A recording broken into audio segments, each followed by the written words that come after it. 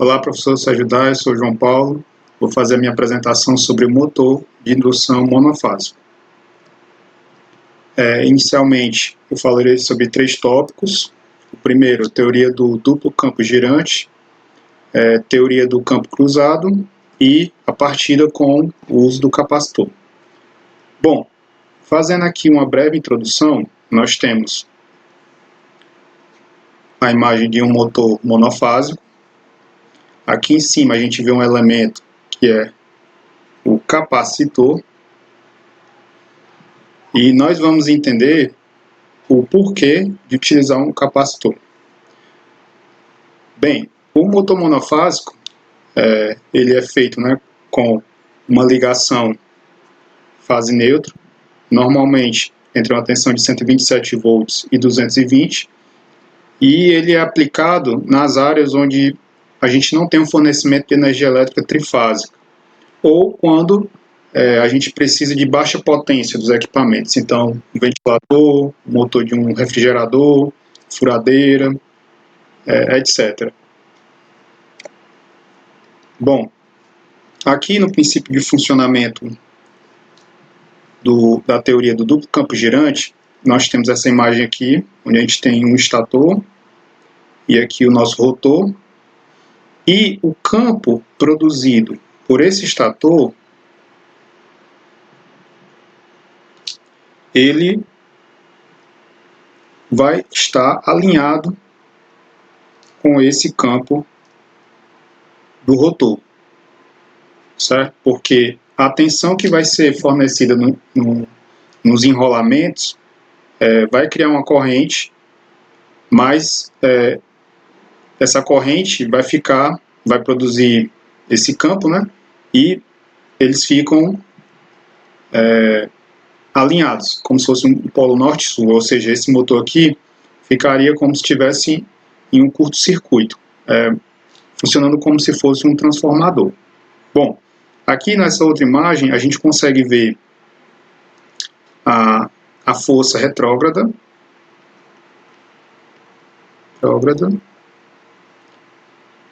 e a força progressiva. Então a resultante a gente pode ver que o torque de partida é 0. Ou seja, não há rotação nesse motor monofásico, inicialmente. Então, a gente vê aqui que essas forças, elas se anulam, teoricamente. Bom, então, nessa imagem a gente consegue visualizar que as linhas de campo, certo? Então, esse campo do estator, a gente vai ver quando ele perfaz aqui o tempo, é como se a gente tivesse vários vetores com intensidades diferentes e vai produzir esse campo pulsante, não rotativo.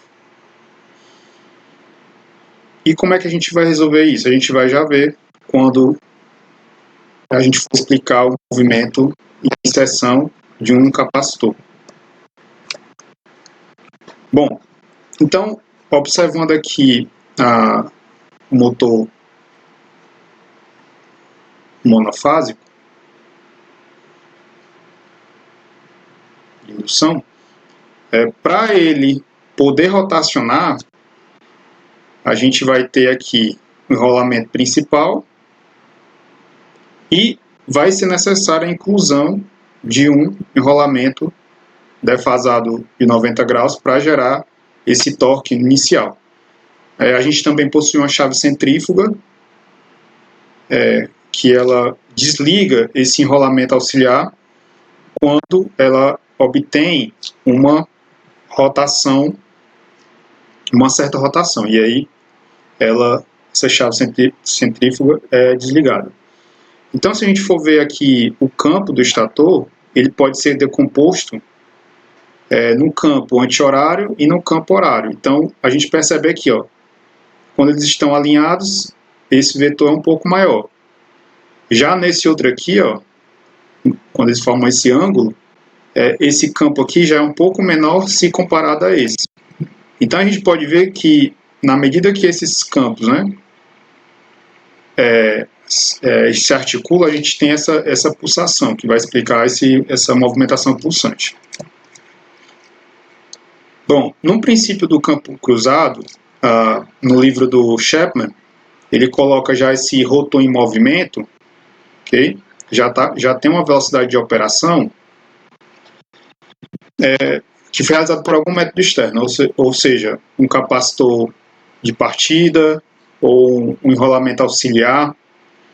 E essa tensão vai criar, nas barras desse rotor, uma corrente, que vai estar defasada de 90 graus. Isso vai gerar a movimentação de acordo com o sentido que inicialmente esse rotor foi girado. Okay? Então, essa aqui seria o teorema do campo cruzado. Teoria do campo cruzado. Bom, então, se a gente observar essa rotação aqui do campo do estator, e se esse campo do rotor tiver em um instante diferente, ou seja, vai gerar a movimentação. Então aqui ó, a gente pode ver o campo líquido, certo? E ele vai estar também, assim como o campo da teoria de campo, né, duplo campo girante, em movimentação de acordo com esses vetores. Depois que ele começa a funcionar, né, nesses enrolamentos da gola de esquilo. Então, essa tensão induzida por um efeito variacional vai criar esse campo girante, no caso do estator, que por sua vez vai rotacionar o rotor. Então, da mesma forma que a gente tem na teoria do duplo campo girante, se ele não tiver em movimentos, ele funciona como um transformador, certo? Então, equivale a um transformador em curto circuito. Então, se ele estiver estacionário, está como um transformador em curto, e essa gaiola responde à variação temporal do fluxo criado pelo estator ao longo do mesmo eixo em posição na fase de tempo. Então, a gente consegue perceber que esses campos aqui, né, se eles tiverem, se não houver essa rotação, eles ficam como transformador em curto-circuito. Bom, e o último tópico seria motor de indução monofásico com capacitor de partida.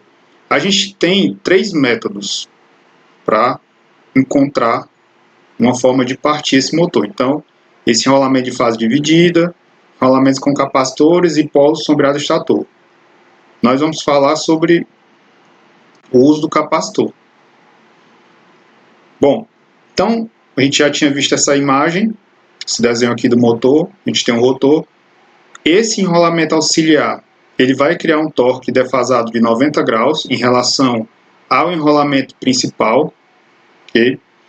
E essa chave centrífuga, assim que ela atinge uma rotação, um RPM, ela abre o circuito e deixa apenas o enrolamento principal. E aí o enrolamento auxiliar ele é desconectado. E assim ele pode funcionar. Então esse capacitor aqui, ele vai permitir com que o motor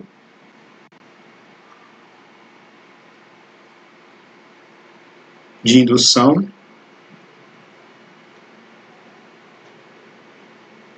monofásico funcione. Então, esse mesmo diagrama, esse esquemático do enrolamento auxiliar vai permitir o funcionamento do rotor. Bom, as aplicações que a gente tem, a gente pode utilizar o motor monofásico como motor ceifador para cortar grama. esses motores monofásicos, normalmente eles têm de 1/4 a 3/4 de CV. Esses exemplos eu retirei do catálogo da WEG. Pode ser utilizado como portão eletrônico e bombas, exaustores, coifa. Existem várias aplicações. E, como eu havia falado, ele também é utilizado para atividades que exijam baixa potência. Okay? Então, a minha apresentação é essa. Espero que o professor tenha gostado e agradeço pelos ensinamentos durante todo o semestre. Obrigado. As referências aqui. Até mais.